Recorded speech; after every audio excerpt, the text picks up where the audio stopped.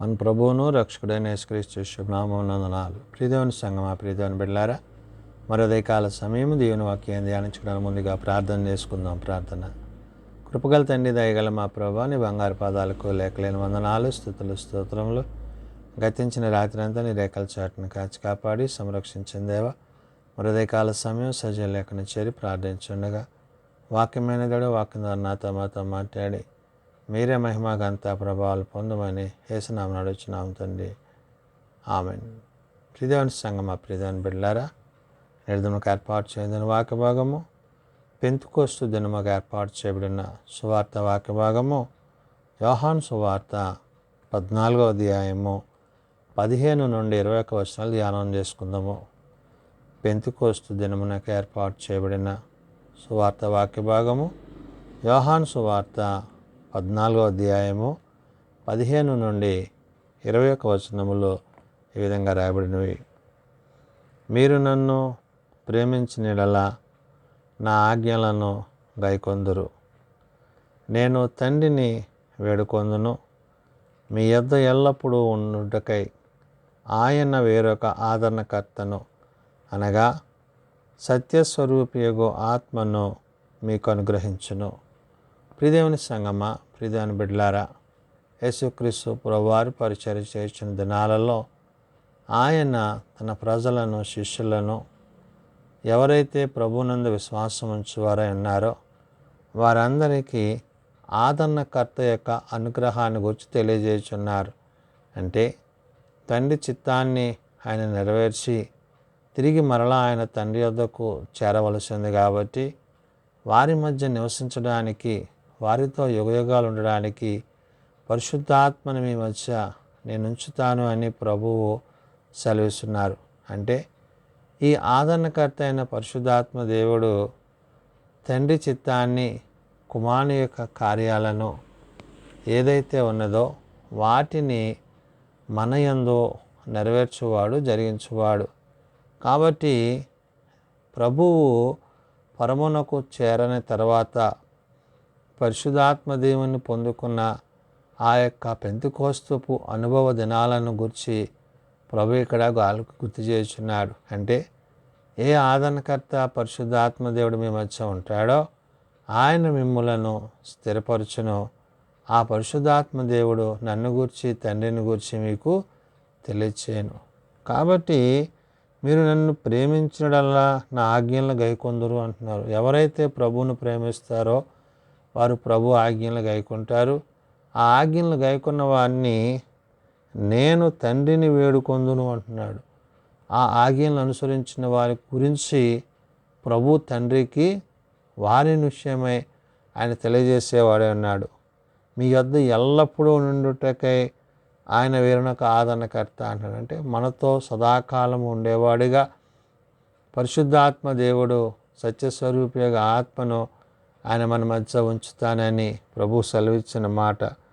కాబట్టి ఆయన వేరొక ఆదరణకర్తను అనగా సత్యస్వరూపియగు ఆత్మను మీకు అనుగ్రహించును అంటున్నాడు. ఇప్పుడు తండ్రి అయిన దేవుడు మరి మనం రక్షింపబడాలని, మరణంలో నుండి జీవంలోనికి రావాలని తన కుమారుని ఎలాగైతే పంపించారో ఇప్పుడు తిరిగి కుమారుడు తండ్రి వద్దకు వెళ్తున్నప్పుడు మన మధ్య నివసించడానికి ఆదరణకర్త అయిన సత్యస్వరూపి యోగు పరిశుద్ధ ఆత్మను ఆయన ఉంచుననే విషయాన్ని ఈ పెంతెకోస్తు దినాన్ని గుర్తు చేస్తున్నారు.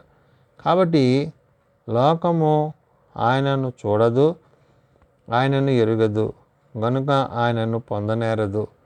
మీరు ఆయనను ఎరుగుదురు, ఆయనతో కూడా నివసించును, ఆయన మీతో కూడా నివసించును, మీలో ఉండును. అంటే ఈ ఆదరణకర్త అయిన పరిశుద్ధాత్మను ఈ లోకం ఎరగదు, తండ్రిని ఎరగదు, కుమారుని ఎరగదు, పరిశుద్ధాత్మని ఎరగదు. ఎందుకంటే లోకము లోకానుసారంగా, శరీరానుసారంగా ఇహమందు జీవించేదై ఉన్నది.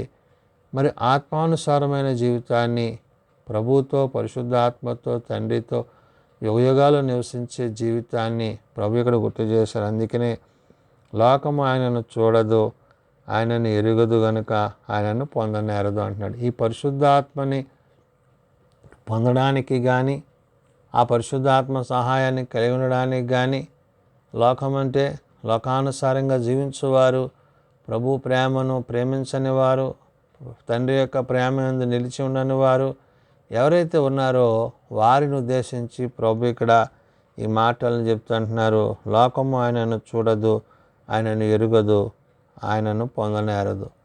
మరి చూడలేని ఈ యొక్క లోకము, ప్రజలు, జనాలు ఎవరైతే ప్రభువుని ప్రేమించక లోకానుసారంగా జీవించేవారై ఉన్నారో దాన్ని ఉద్దేశించాడు. లోకము ఆయనను ఎరుగదు అంటున్నాడు. మరి చూడదు కాబట్టి ఆయనను ఎరగదు, ఆయన గురించి ఏమాత్రమును ఆలోచన కలిగి ఉండదు కాబట్టి ఆయనను పొందనేరదు అంటున్నాడు. మరి ఈ యొక్క పొందిక ప్రభుతో, పరిశుద్ధాత్మతో, తండ్రితో సదాకాలం ఉండేది కాబట్టి దాని యందు మీరు నిలిచి ఉండండి, ఆ యొక్క అనుగ్రహాన్ని పొంది ఉండండి అని చెప్పి ప్రభు చెప్తూ, మీరు ఆయనను ఎరుగుదురు, ఆయన మీతో కూడా నివసించును, మీలో ఉండును అంటున్నాడు. మీరు ఆయననంటే ఎవరైతే ప్రభువుని ప్రేమించేవారై ఉంటారో వారు తండ్రి యొక్క ప్రేమ యందు నిలిచి ఉంటారో అప్పుడు తండ్రి కుమారులు ఆదరణకర్త అయిన సత్యస్వరూపియగు పరిశుద్ధాత్మ చేత మిమ్ములను ముందుకు నడిపించును అంటూ, మిమ్మను అనాథలనుగా విడువను, మీ వద్దకు వత్తును, కొంతకాలమైన తరువాత లోకము నన్ను మరి ఎన్నడూ చూడదు.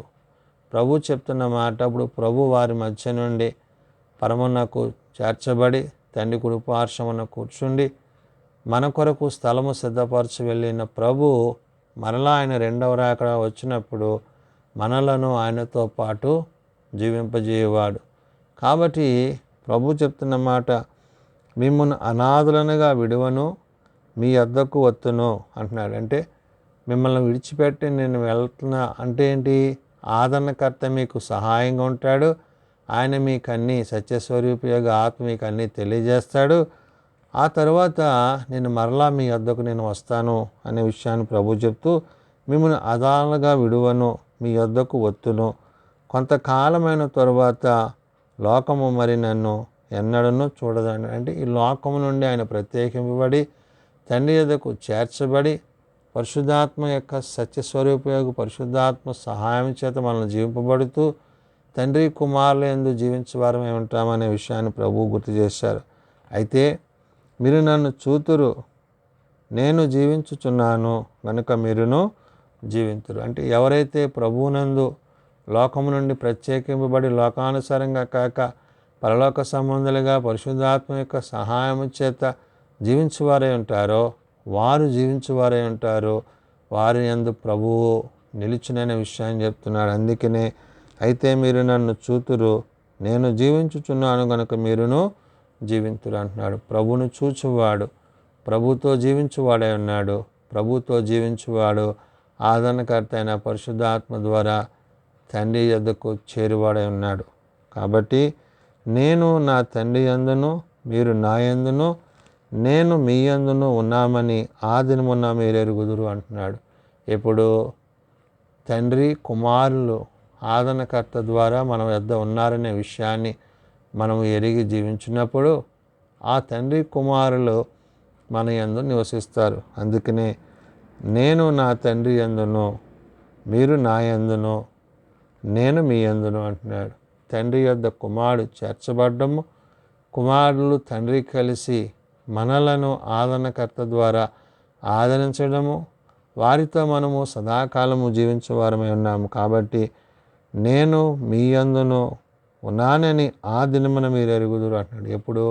ప్రభు రెండో రాకడలో ప్రభు తిరిగి వచ్చినప్పుడు ప్రభుతో పరిశుద్ధాత్మతో సత్యస్వరూపిగా ఆదరణకర్తతో తండ్రితో మనము సదాకాలం ఉండేవారమై ఉంటాము.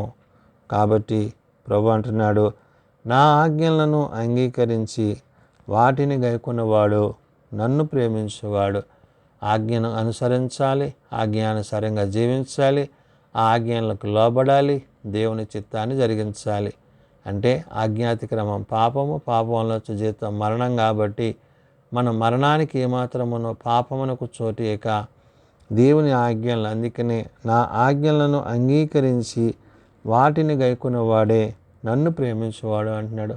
ప్రభు ఆజ్ఞలను, తండ్రి ఆజ్ఞలను పరిశుద్ధాత్మని యొక్క సహాయం ద్వారా మనము వాటిని కలిగి పొందుకోవాలి అనే విషయాన్ని చెప్తూ, నన్ను ప్రేమించువాడు నా తండ్రి వలన ప్రేమింపబడును అంటాడు. ఇప్పుడు ప్రభువును ప్రేమించేవాడు తండ్రి ప్రేమను బట్టి, తండ్రి ప్రేమకు నిదర్శనంగా, అంటే మొదట తండ్రే మనల్ని ప్రేమించి మనం పాపంలో ఉండకూడదని, మనం నిత్యరాజ్యంలో ఆయనతో ఉండాలని, ఆయన మరణమైన ఆ యొక్క పాపాన్ని తొలగించడానికే తన కుమారుడైన క్రీస్తుని ఈ లోకానికి పంపించారు.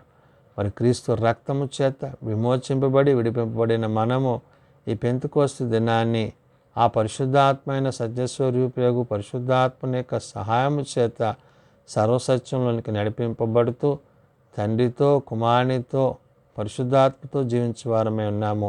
అందునిమిత్తమే తండ్రి మొదట మనల్ని ప్రేమించిన విషయాన్ని ప్రభు గుర్తు చేశారు. అందుకనే నా ఆజ్ఞలను అంగీకరించి వాటిని గైకొనువాడే నన్ను ప్రేమించువాడు, నన్ను ప్రేమించువాడు నా తండ్రి వలన ప్రేమింపబడును, నేనును వానిని ప్రేమించి వానికి నన్ను కనుబరుచుకుందునని చెప్పాను అంటున్నాడు. తండ్రి ప్రేమ మనం పొందడమే కాదు, కుమారుని యొక్క ప్రేమ కనికరాలు పొందిన వారమై ఆ కుమారుని ద్వారా తండ్రి యొద్దకు చేరువారమై ఉన్నాము. కాబట్టి మార్గమైన ప్రభువును బట్టి, సత్యమైన ప్రభువుని బట్టి, ఆదరణకర్త అయిన పరిశుద్ధాత్మను బట్టి మనము ప్రభువుతో యుగయుగాలు జీవించువారమై ఉన్నామని ఈ పెంతెకోస్తు దినాన్ని భక్తుడైన యోహాను ద్వారా పరిశుద్ధాత్మదేవుడు పలుకుతున్న మాటలు. ప్రార్థన చేసుకుందాం. ప్రేమగల తండ్రి, దయగల ప్రభువా, నిజమైన ఆయన, నీ మమ్మలను ప్రేమించి ఆదరించి మమ్మలను ప్రత్యేకపరిచి నీతో యుగయుగాలు జీవించబోయేసే ధన్యతను కృపను ఇచ్చి ఉన్నారు. అందుని బట్టి వందనాలు. ఆదరణకర్త అయిన సత్యస్వరూపయోగ పరిశుద్ధాత్మ సహాయము చేద్ద నీతో జీవించుటకు, నీలో జీవించుటకు మీ కృప మాకు దయచేయండి.